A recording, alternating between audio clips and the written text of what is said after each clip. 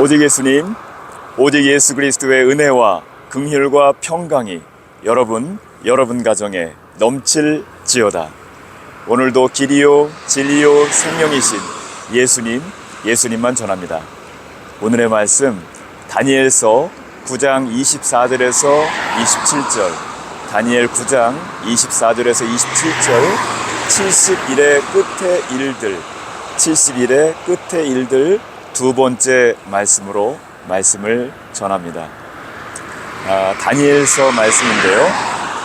다니엘은 예배, 선교, 그리고 예언의 큰 주제로 이루어져 있다 말씀을 드렸습니다. 1장부터 12장까지 각 장마다 여러 환상과 예언의 말씀이 있죠. 그래서 구약의 요한계시록을 이 다니엘이라고 말을 할 정도입니다. 각종 예언의 말씀, 장차 될 일의 말씀, 그 중에서도 오늘 말씀이 9장인데요.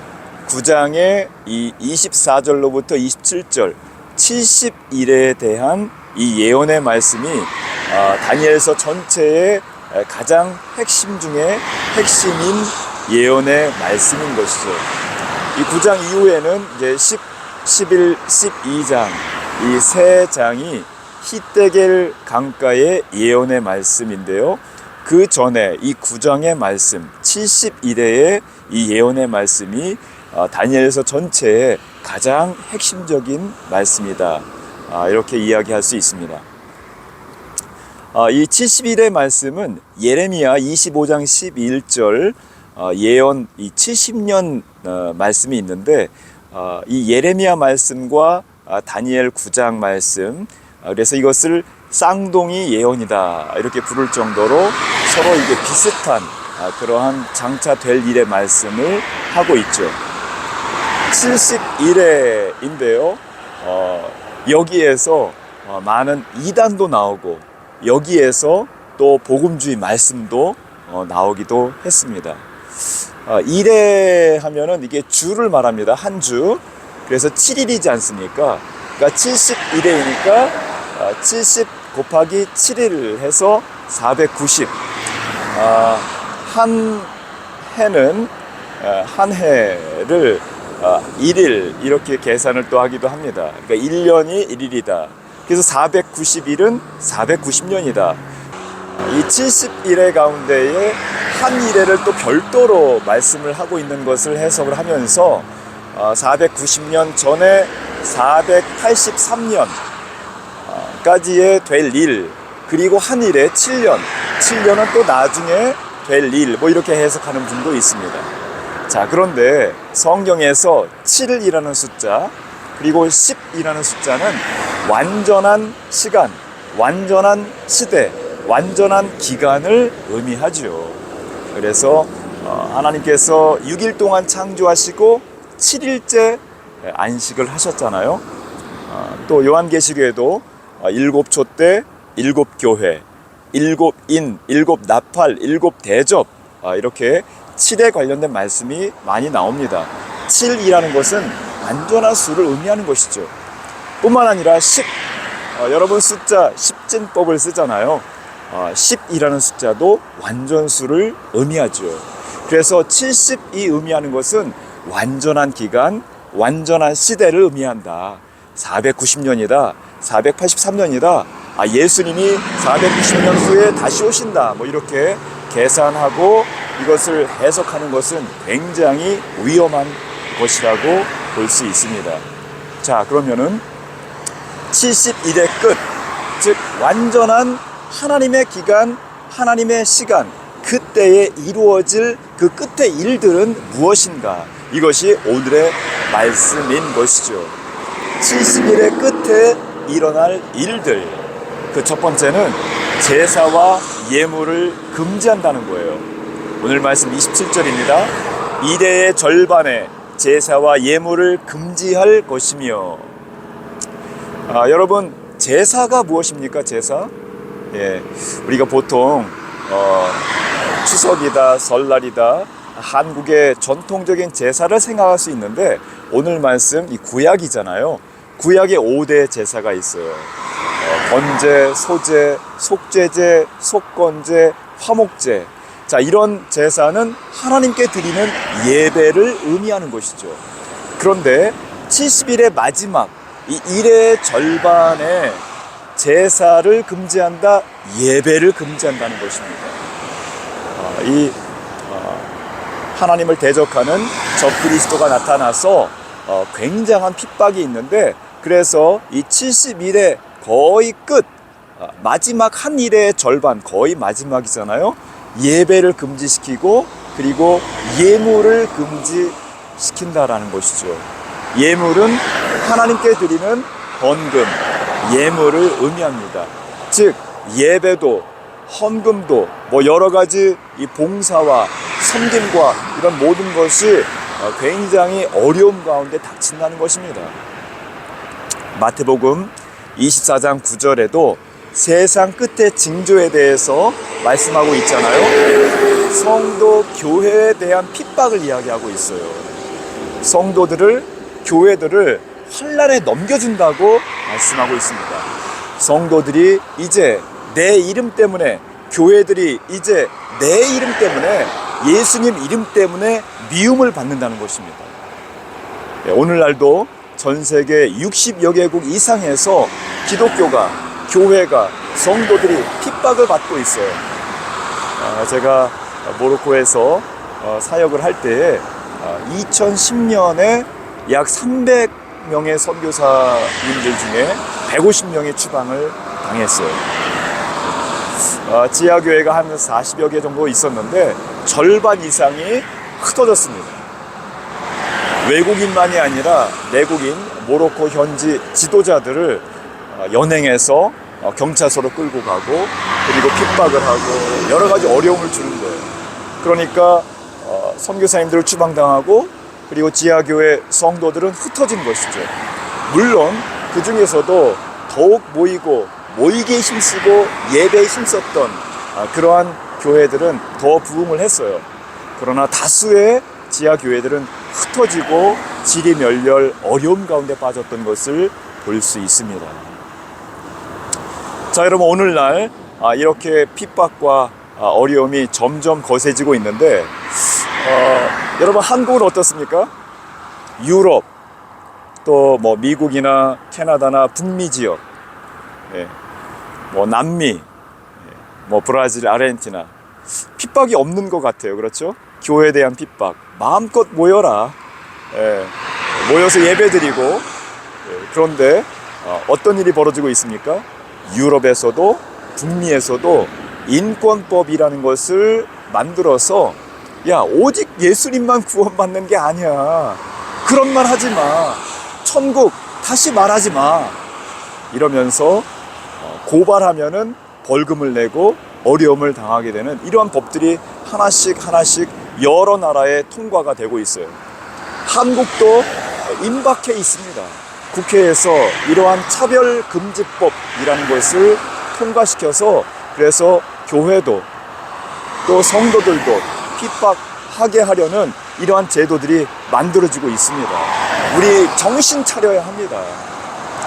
교회가 이렇게 70일의 끝에 핍박을 당하면서 문 닫는 시대가 온다는 것입니다. 자, 이런 시대에 우리가 무엇이 중요하겠습니까? 여러분 한 명 한 명 개인의 믿음의 삶이 굉장히 중요한 시대이죠. 최소 단위의 교회라고 할 수 있는 이 가정이 정말 중요한 시대입니다. 이제 총회도, 노회도, 교회도 많은 어려움 가운데 문을 닫게 되는 그런 시대가 올 것입니다. 가정 같은 교회 같은 가정으로 무장한 그러한 교회, 그러한 가정만이 살아남는 그런 시대가 될 것입니다. 여러분, 가정이 가장 소중한 그러한 교회 조직의 최소 단위가 될 것이라는 것입니다. 그렇다고 교회가 중요하지 않다, 노회나 총회가 중요하지 않다, 이것은 아니죠.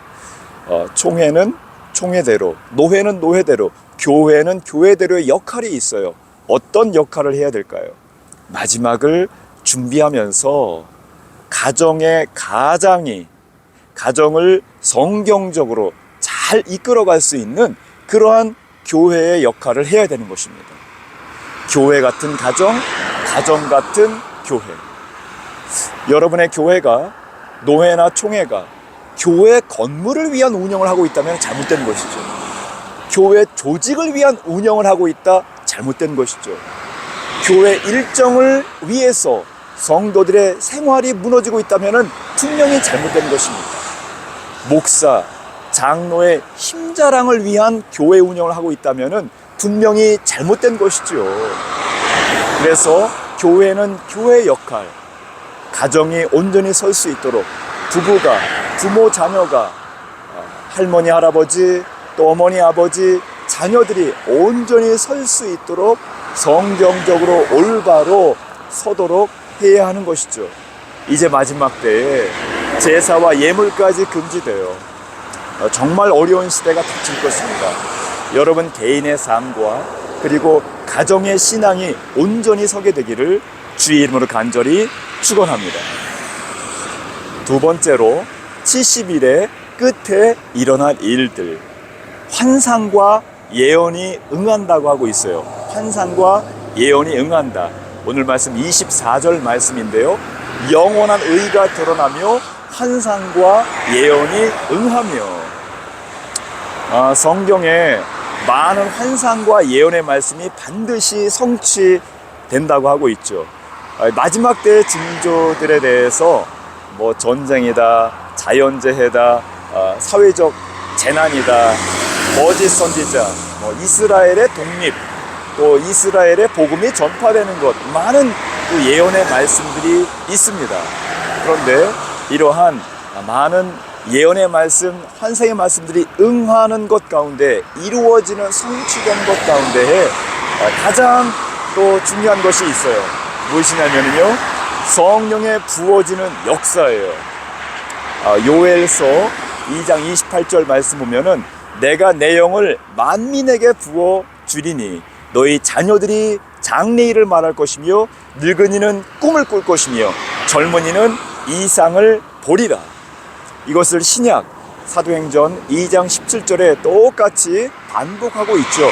내가 말세에, 마지막 때에 내 영을 만민에게 부어주리니 너희 자녀들이 예언할 것이요 늙은이는 꿈을 꿀 것이요 젊은이는 환상을 보리라.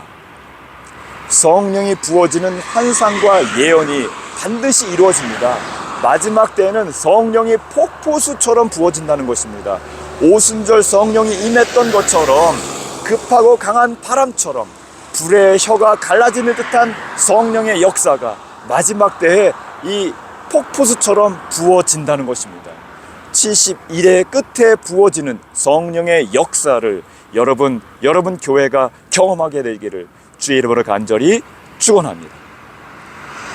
70일의 끝에 일어날 일들, 세 번째는 거룩한 이가 기름 부음을 받는다는 것이죠. 거룩한 이가 기름 부음을 받는다.